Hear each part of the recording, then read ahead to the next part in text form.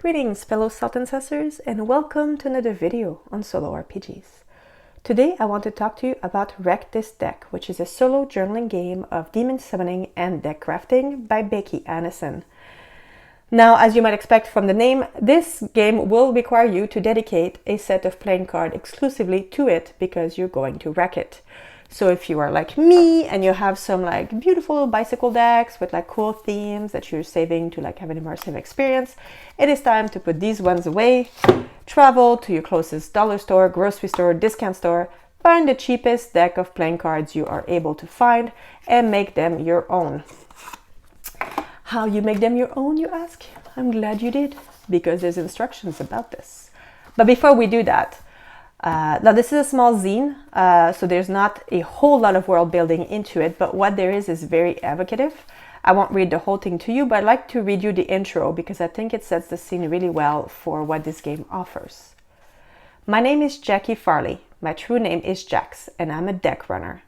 If you are reading this, then I guess you want to run a deck too. I can tell you what I know, give you a head start, and maybe keep your soul intact.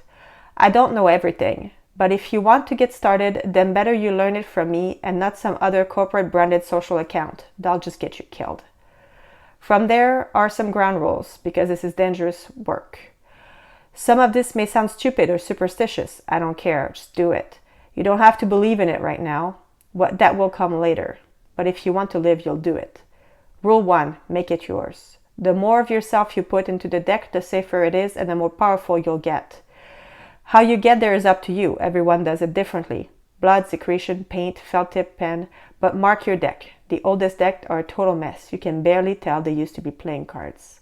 And they are the most powerful things you'll ever see. Rule 2, keep it safe and never let another person touch it. Rule 3, be kind. Care for others, love hard. Nothing will protect you more. So then there's a bit more about the world in which the story is set, which again I found very, very evocative. And the game begins by inviting you to come up with your name, what people call you as well as your true name, what community you're trying to protect, and what problem they're currently facing. So as an example here, they say something like a bunch of unhoused folks by the train tracks. People are getting moved in order to gentrify the area, for example. What matters to you apart from your community? So it could be, status, family, the usuals. What is wrong with your community right now? Or for you right now? Someone tried to summon a demon. Did it go wrong? The corporation is hunting you. Are you about to fail a class at school because you're too busy with your deck? That sort of thing. And then they say, what do you do first? So at first, and I think that's basically to break the ice, they want you to find your 2 joker, put a sigil on it, and mark it with your true name, well, the true name of your character, and the deck is now yours. So again, this game is significantly enhanced by doing what it invites you to do, which is wreck it, mark it, make it yours. And then the game loop, if I can put it this way, is relatively simple. You will use random draws from your deck of cards to generate prompt to advance your story. So for one simple example, could be draw 3 cards and then we string them together to generate sort of the problem of the day. So if we were to do this, we have a Diamond Queen, Power, Sovereignty, Jack, a Birth, and 5 of Spades would be that which is hidden. Okay. So just to draw on a corporation idea, perhaps, the CEO of the company just had a son, but there's a rumor that he's not actually his, for example. Now, what this may concern us, I don't know. Maybe we have a backstory to this. Again, it's easier to connect these clues when, you have established a backstory and you kind of know where you're going with it. And again, as your story advances, the more sort of threads you'll have to build on. So this becomes, in my opinion, easier over time. But this is definitely not the easiest when it comes to generating the story. This is relatively bare bones as far as that goes, which is my only criticism of the game, is that I think this oracle could have been a little bit more fleshed out to open a bit more possibilities.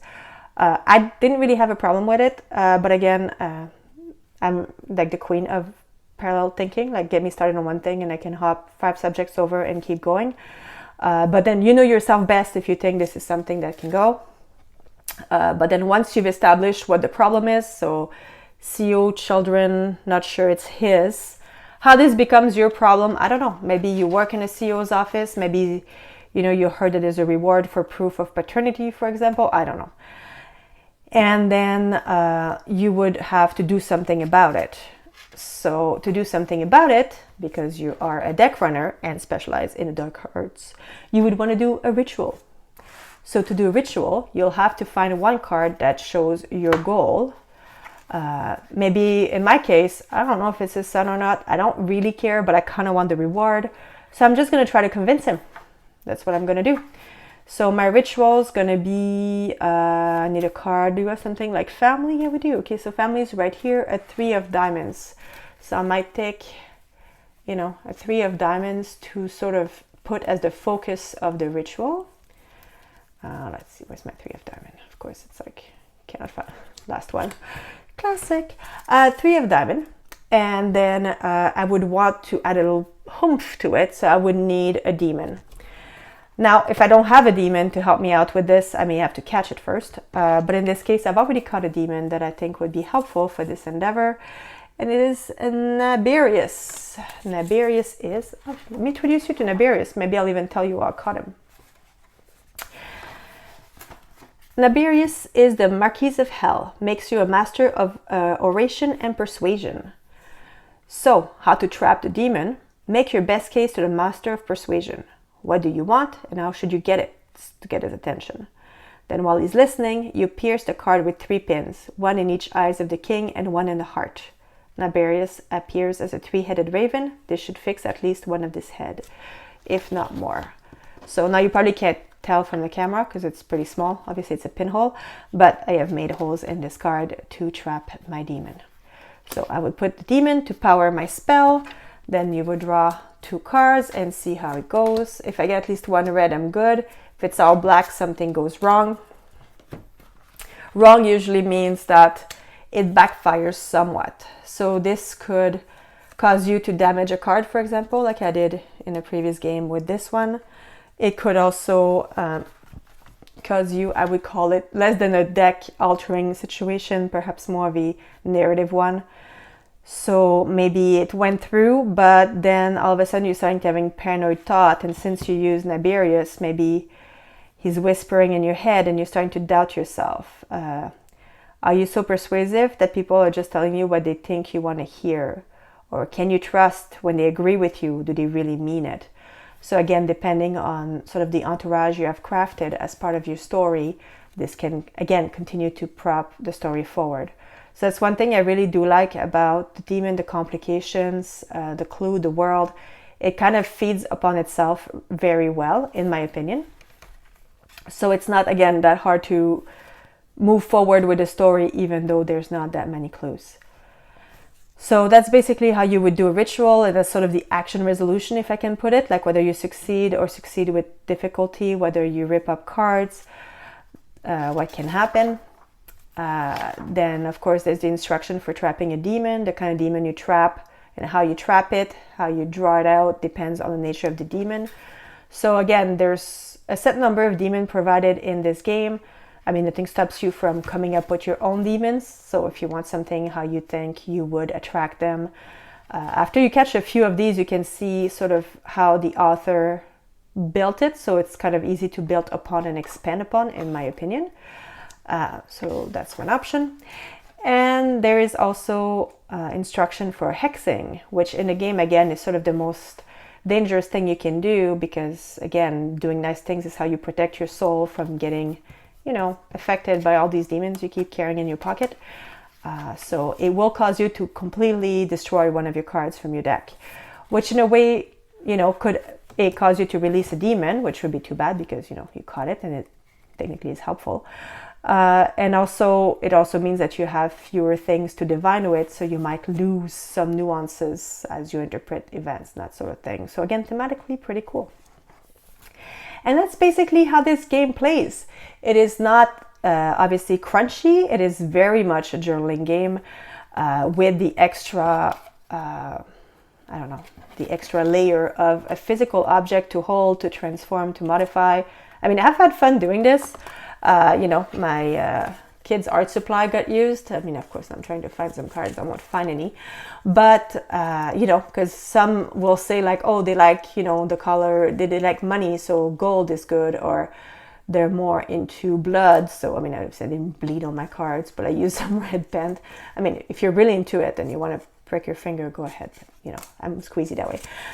So basically, as you capture demon, as you alter your cards, as you mark them up, the deck changes. And it's pretty cool actually when you're doing a ritual or some divination, then you reveal one of your demon or one of your card that was altered. It's really, really increases the immersion. I think I've covered it already. I'm going to say it again. If you're going to play this game, do go through the trouble of wrecking the deck that you will buy with it. You could easily, if you don't want to, just keep track of which card means what and how they were altered or if they've been removed from circulation, so to speak. But I think you would be cheating yourself out of what makes this game particularly special. Personal opinion. And so those are my thoughts on Wreck This Deck. So if that seems interesting to you, the theme is enthralling.